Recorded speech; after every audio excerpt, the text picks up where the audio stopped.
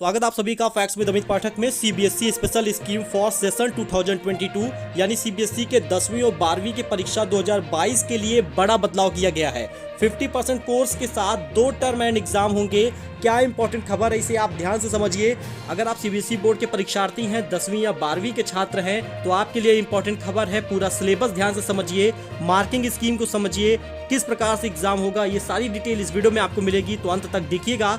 चलिए शुरू करते हैं। तो केंद्रीय माध्यमिक शिक्षा बोर्ड यानी सीबीएसई ने नया शैक्षणिक सत्र 2021-22 के लिए बड़ा बदलाव किया है। अब इस साल की तरह अगले साल भी 10वीं और 12वीं की बोर्ड परीक्षाओं का रिजल्ट आंतरिक मूल्यांकन की सहायता से ही तैयार होगा। इतना ही नहीं, 10वीं के रिजल्ट के लिए 9वीं के मार्क्स और 12वीं रिजल्ट के लिए 11वीं के मार्क्स का अहम योगदान होगा। इसलिए आपको ये डिटेल अच्छे से समझनी चाहिए और एग्जाम के प्रिपरेशन आपको बहुत ध्यान से करना होगा। दोस्तों, सीबीएसई ने इस संबंध में व्यापक दिशा निर्देश 5 जुलाई को किया था, सोमवार को जारी किया था। सीबीएसई ने अपने नोटिस में बताया है कि नया सत्र 50% पाठ्यक्रम के साथ 2 टर्म में बांटा जाएगा। प्रत्येक सत्र के अंत में 50% सिलेबस की ही परीक्षा का आयोजन किया जाएगा। ऐसा करने में आखिरी सत्र के लिए कक्षाएं लेने की संभावनाएं और भी बढ़ जाएंगी। इसके अलावा सीबीएसई ने और भी कई दिशा निर्देश जारी किए हैं, जिन्हें आपको विस्तार से हम बताने वाले हैं। सीबीएसई के दिशा निर्देश की खास बातें आप इसमें देख सकते हैं, इसको ध्यान से समझे। 50% सिलेबस के साथ 2 टर्म एंड एग्जाम परीक्षाएं होंगी। पिछले साल की तरह ही 2021-22 के लिए पाठ्यक्रम घटाया जाएगा। आंतरिक मूल्यांकन, प्रैक्टिकल परीक्षाएं और प्रोजेक्ट वर्क पर ज्यादा भरोसेमंद व मान्य बनाने की कोशिश की जाएगी। यानी अगर आप इस पर ध्यान देते हैं तो आपका मार्क्स जो है वो इंक्रीज होगा, ज्यादा मिल सकता है। वहीं कक्षा 9 और 10 का आंतरिक मूल्यांकन 3 पीरियोडिक टेस्टों पे छात्रों के ज्ञान और प्रोजेक्ट वर्क आदि के आधार पर किया जाएगा।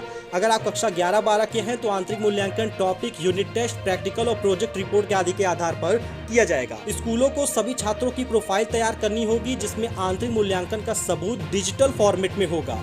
आंतरिक मूल्यांकन के मार्क्स सीबीएसई पोर्टल पर अपलोड करने के लिए स्कूलों को एक पोर्टल की सुविधा भी दी जाएगी। आपको बता दें, फर्स्ट टर्म का जो परीक्षा होगी वो 90 मिनट की होगी। इसमें एमसीक्यू के ही क्वेश्चन आएंगे। आपको डिटेल क्वेश्चंस नहीं करने होंगे, सिर्फ आपको टिक लगाकर क्वेश्चंस के जवाब देने होंगे। वहीं सेकंड टर्म की परीक्षा को वार्षिक परीक्षा यानी एनुअल एग्जाम माना जाएगा, जो 2 घंटे का होगा और ये परीक्षा मार्च से अप्रैल के बीच होगी। लेकिन इस बीच कोरोना के ज्यादा हालात बिगड़ जाते हैं। अगर ऐसा होता है, कोरोना के हालात बिगड़ते हैं तो परीक्षा नहीं हो पाती, तो इस दशा में एमसीक्यू पेपर फिर भी होगा और 90 मिनट की परीक्षा का आयोजन कराया जाएगा।